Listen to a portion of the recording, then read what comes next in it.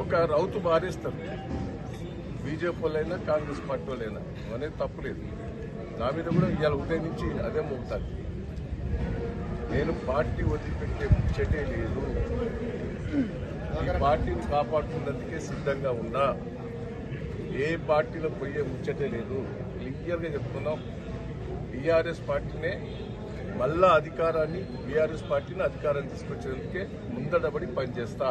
కార్యకర్తలకు కష్టకాలం నేను ఎన్నో చూశాను. ప్రతిపక్షంగా చాలా మంది ప్రతిపక్ష ముఖ్యమంత్రులు కూడా చూశాను. చాలా మందిని ఎదుర్కొన్నాను. నాకు రాజశేఖర రెడ్డి ఎంత ఇబ్బంది పెట్టిందో మీకు తెలియదా? నా వర్ధన్నపేటను నువ్వు రాకపోతే ఎస్సీ రిజర్వేషన్ చేస్తాను, నీకు ఎక్కడ నిలబడకుండా చేస్తాను. పోతామయ్యా, నేను పోలే.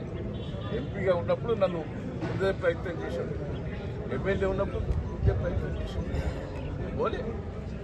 మళ్ళీ నేను పాలకుర్తి ప్రజలు నన్ను గెలిపించి 3 సార్లు. ఎన్ని ఇబ్బందులు వాళ్ళు ఫోన్ చేసినా, ఎన్ని ఇబ్బందులు పెట్టినా రాష్ట్రం కానీ కేంద్రం కానీ పోయే ముచ్చట్లేదు. మా వీడియో మీకు నచ్చినట్లయితే please like, share and subscribe.